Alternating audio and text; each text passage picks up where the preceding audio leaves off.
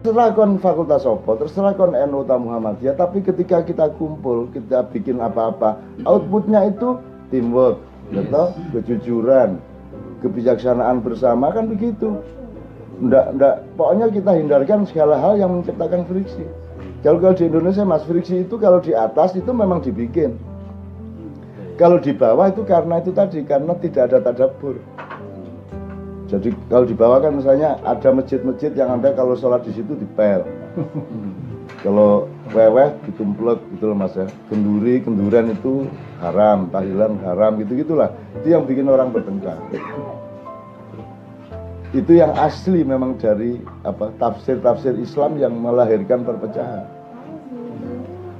Semua tafsir itu semua melahirkan perpecahan. 100%. 4 mazhab coba.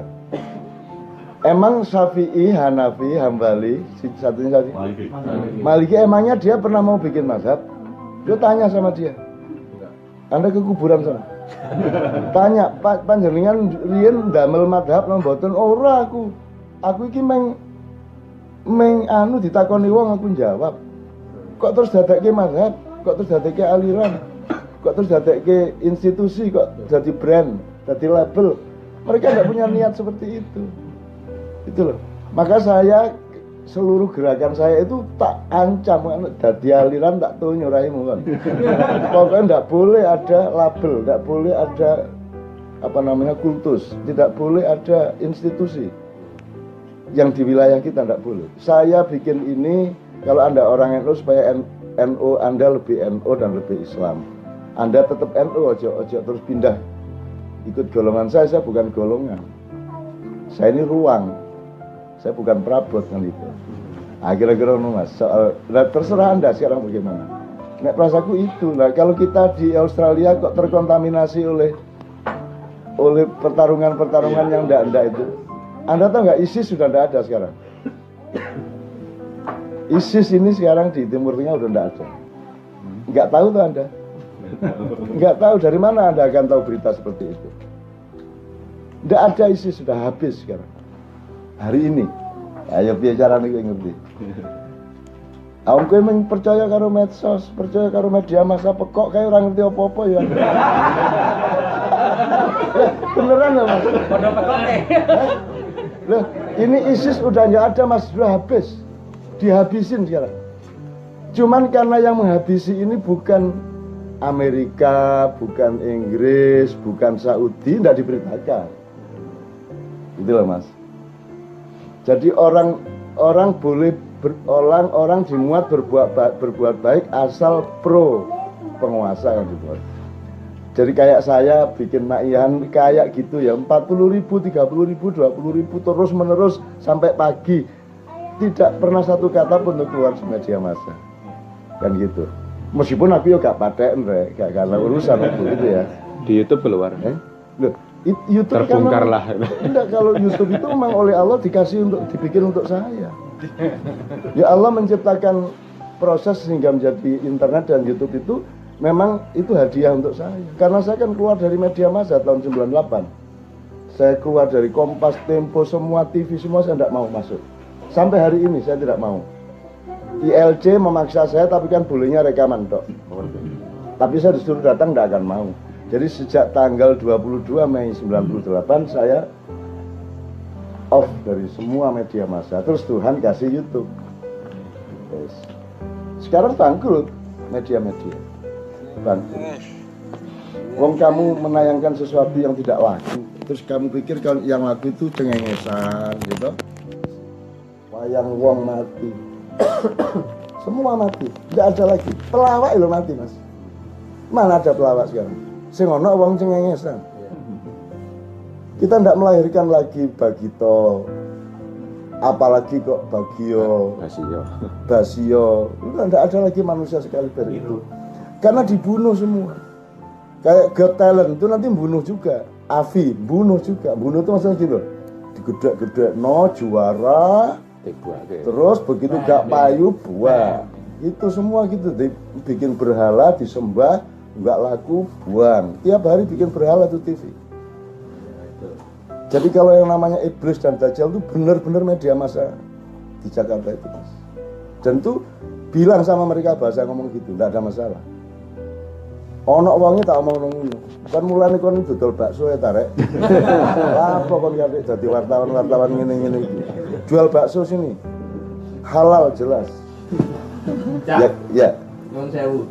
Di sini kan ya bukan permasalahan. Di sini kan banyak apa namanya kalau kita dengar khotbah gitu, terutama khotbah Jumat. Itu selalu yang diangkat dalam awal dari khotbah Jumat itu sendiri itu selalu bahwa bid'ah itu adalah semua bid'ah itu ada dolalah. Jadi hadis tentang bid'ah yang dolalah gitu. Ya. Terus itu yang mungkin menjadikan ya salah satu sebab kenapa ada sedikit perpecahan, ada sedikit friksi antara yang mengatakan bahwa bid'ah itu dolalah dan sebagainya dengan yang menganggap bid'ah itu ada yang baik, ada yang buruk. Kalau lo Cak Nun gimana Cak? Nah, mereka menjelaskan nggak bid'ah itu apa, kan khotibnya mestinya ngomong gitu. Saudara-saudara, gedok itu terbuat dari ketela pohon. Ketela pohon itu ditanam di tanah yang begini. Ada ularnya yang membawa gini-gini, maka gedok itu haram begitu. Nah kalau bid'ah itu dolalah, dijelasin dulu bid'ah itu apa dari epistemologinya ya, harafiahnya, baru maknawiyahnya kan gitu. Lah enggak, moro-moro bid'ah haram ngono toh. Lah ngono iku cangkeme arek-arek iki. Apa? Belum tahu CNN. Maksud saya gini, mbok dijelaskan dulu supaya, makanya kan saya bilang kalau tadabbur enggak mungkin dia gitu.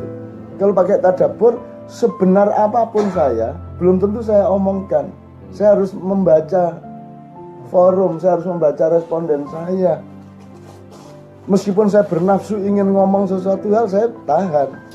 Makanya acara kita bisa 8 jam, Anda tahu. 8 jam karena saya tidak mungkin melukai mereka, tidak mungkin mengecewakan mereka secara agak ekstrim. Sehingga mereka kerasan sampai jam piro ae kerasan, jam 3, 4, 5. Nek gak ono subuh mesti bablas jam 8, jam 9. Untung ada subuh. Itu Mas. Karena kita menjelaskan semua. Jadi saya ingin Mas, Allah itu al-badi. Jadi Allah itu maha pembid'ah. Terus kan piye nek bid'ah iki dolala, tak kandhane Gusti Allah, sampean dikai dolala sampean. Bid'ah itu sekali lagi bid'ah itu membikin sesuatu yang sebelumnya belum pernah ada. Misalnya Gus Mus mengatakan itu kalau sampai Jumatan ditambahin itu bid'ah besar.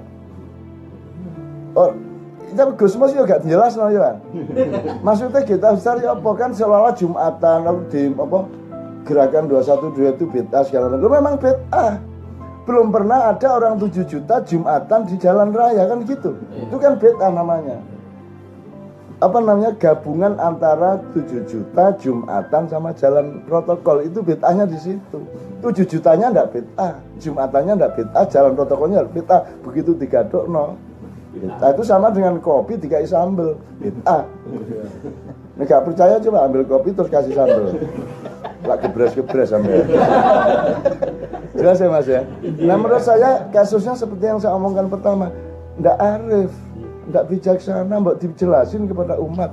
Dan sebentar, saya tanya gini, mbok kita itu, mbok pemimpin-pemimpin itu punya kebijaksanaan kepada umat. Misalnya gini, kok serabutan toh setiap khotib ngomong sakarpe, setiap NU ngomong sakarpe, Muhammadiyah ngomong sakarpe, mbok rapat MUI, Basul Masail NU, Majelis Tarjih dan majelis-majelis fikih yang lain dari kelompok lain rapat sebulan kalau perlu, nanti tak cariin biaya deh ya, rapat apa yang terpenting yang selama ini membuat perpecahan umat itu kita recovery secara fikih gitu ya. Terus nanti ada fatwa bersama. Ini enggak, saat durungi poso Muhammadiyah di sini fatwa tanggal sekian, terus besoknya NU tanggal sekian, terus ono sing di Makassar iku. Kuriyoyon di sini. Iya, Naksabandia yang di Sulsel itu nyenengno itu Anda ikut sana. Enak iku. Posone kari. Riyoyone cepet, enak. Enak iku ya. Jadi nek pas Ramadan sampean pindah aliran. iya, habis hari raya baru kesini lagi kan gitu. Gitu Mas, coba. Menurut saya kan fatwa bersama. Kalau sampean tadi mengatakan siapa tadi? Sampean tadi yang mengatakan untuk fatwa bersama. NU, Muhammadiyah, ya Basul Masail, Majelis Tarjih, MUI dan lain-lain. Kok fatwa dewi-dewi? Umatnya dibiarkan bertengkar. Akhirnya saya kan di daerah kan gimana Cak, ini yang bener yang mana? Ya bener kabeh. Milih sing enak. Gitu saya. Pokoknya naik poso milih sing kari, riyo milih sing cepet. Sepakat, tenang aja. Sing tanggung jawab yang berfatwa. Kok nek di akhirat lho kowe kok wis poso, kok posone kari. Lho, niki kok sing fatwa ngono to. Lah dia yang masuk neraka, kita masuk surga. Lah terus piye Mas? Lah masa kita dibikin friksi-friksi bingung-bingung terus. Betul Cak. Nyambung sedikit ya persoalan bid'ah tadi. Itu sebenarnya asik kalau masuk ke YouTube itu Cak Nun .2 Allah Maha Pembid'ah. Wah, udah itu langsung masuk liberal itu. Sebentar. Maksud saya begini. Kalau melihat ini cara Cak Nun menguraikan masalah atau menjelaskan masalah. Jadi katakanlah ketika kita sudah alergi dulu dengan kata bid'ah. Tadi kita aja semua begitu bilang kita harus bid'ah itu pada ketawa ya. Padahal sebenarnya akar maknanya secara epistemologis, harfiah dan sebagainya harus dielaborasi dulu gitu kan ya. Apakah cara seperti itu juga yang membuat Cak Nun beberapa waktu yang lalu nulis tentang khilafah itu ya? Karena kan beberapa kaget, loh kok Cak Nun gini? Tapi ketika saya coba baca, itu semacam mendudukkan konsep khilafah itu bukan sekedar makna khilafah sebagaimana yang dipahami publik selama ini gitu. Selama ini kan marketer khilafahnya HTI gitu. Jadi ketika kita bicara khilafah, menyebut kata khilafah, orang khilafahnya HTI ini kan. Padahal ternyata kalau saya baca dari katakanlah FPI punya konsep sendiri, katakanlah kerjasama antar dunia Islam. Mereka punya cita-cita untuk membuat mata uang bersama antar dunia Islam. Itu beda banget dengan HTI gitu. Nah ketika Cak Nun nulis, orang kan, loh Cak Nun ternyata bela HTI, ini gimana katanya NKRI gitu kan. Tapi begitu saya baca, khilafah di situ adalah mendudukkan konsep khilafah sebagaimana tugas kekhalifahan manusia gitu. Itu kalau saya tafsir atas Cak Nun. Ini belum sampai tadabbur ya Cak ya. Saya baca tafsir atas tulisan Cak Nun. Apakah seperti itu? Ini terus terang titipan dari banyak teman. Mbok takok itu kok Cak Nun kok nulis gitu. Menurut saya kita itu kuliahnya salah, cara nyari ilmunya salah. Menurut saya gitu loh. Jadi kita tuh ketika mendapatkan rasa manis itu kita punya kesimpulan yang salah mengenai hulu hilirnya rasa manis. Dan apalagi khilafah, wong saiki legi ya gak ro. Sekarang Anda itu bedakan wajah sama cantik aja enggak bisa mengurai kok. Air sama ombak itu aja enggak bisa kok. Airnya bisa Anda ambil, ombaknya enggak bisa. Misalnya gitu ya. Itu sing paling gampang nek gak dadi. Wong sak dunya loh Mas. Maka saya tuh ketawa-ketawa ini gak iso diandalkan manusia di dunia ini. Wis taek kabeh. Lho kan kata khilafah kan dari Allah. Mosok saya berani-berani. Kan Allah itu enggak menciptakan manusia kecuali untuk dijadikan khalifah. Iya. Khalifah itu subjeknya, khilafah itu apa namanya? Apa jenenge kalau bahasa Inggrisnya itu? Bukan objek. Bukan khilafah itu kata benda abstrak. Adjektif. Masdar. Adverb. Kan saya hati-hati betul sama kata khalifah ini karena Tuhan yang bikin ya. Ada kok wani anti khilafah itu loh. Kon kok dibadek ilatmu karo malaikat Israel kan. Ada kok wani gitu. Saya enggak berani, Mas. Makanya saya bilang sama Ismail Yusanto, Anda ini kesalahan Anda nomor satu ini DWP HTI ya, datang ke rumah terus giliran sama Mabes, setelah itu Pak Kapolda. Gila, jadi gini Mas, saya itu berani ngomong epistemologi karena saya punya marja. Ya saya karena nyuwun sewu di dunia ini urusan bahasa Arab itu ada majelisnya, namanya Majelis Umana. Majelis Umana itu adalah 9 orang yang jadi ada majelis beranggotakan 9 orang di bawah kerajaan Arab Saudi, tapi internasional skalanya, yaitu menjaga bahasa Arab seluruh dunia. 6 orang itu dari negara-negara Timur Tengah, Arab, Mesir, Syria, gitu-gitu ya, Yaman. Terus yang 3 orang itu dari Afrika, Eropa, dan Asia. Yang dari Asia itu kita. Yang dari Asia itu anggota Majelis Umana itu kebetulan kakak saya. Jadi orang nomor 1 di Asia bahasa Arab itu kakak saya kebetulan. Jadi saya kalau ngomong bahasa Arab aku wani yo, aku duwe sumber yo. Betul. Dan semua yang saya omongkan di tulisan khilafah itu kan tidak mungkin tidak saya ajukan kepada kakak saya toh.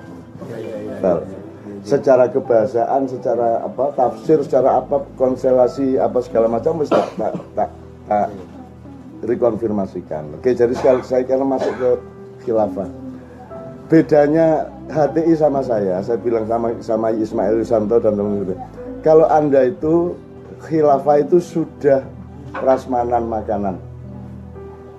Pokoknya mejanya harus gini, nasinya harus gini, sayurnya harus ini gitu, sudah jadi. Sementara NKRI adalah prasmanan yang lain yang Anda mau berabrik Anda ganti dengan prasmanan Anda. Bagi saya khilafah itu bukan prasmanan makanan, itu makanan itu benih saya bilang. Khilafah itu benih. Jadi kayak benih kedelai, benih jagung, benih ya. Jadi itu masih benih, khilafah itu belum bentuk, dia belum, ibarat bayi masih janin, dia belum bayi. Apalagi lah kalau hati kan sudah dewasa, sudah jelas konsepnya. Saya bilang di dunia ini tidak ada negara, tidak apa-apa kok. Kenapa harus terikat pada skala negara? Sehingga Anda mau mengganti NKRI dengan khilafah. Di dunia kalau negara kapal, Rasulullah gak pernah loh bernegara mas. Rasulullah tuh gak pernah kerungu negara loh, gak tahu deh. Terus tak konfirmasikan, NU aja gak ngerti kok. Iya. Ya, tapi gak percaya udah sana, istikharah sana, minta ketemu Rasulullah. Kalau dia pernah dengar NU nanti kasih tahu saya. Dia belum pernah dengar NU, Muhammadiyah. Dia tanya sama, iku mau sing jenenge meh-meh padha karo jenengku iku apa? Oh niku Muhammadiyah Kanjeng Nabi. Gitu. Jadi orang tuh kok gampang nesu lah ngono.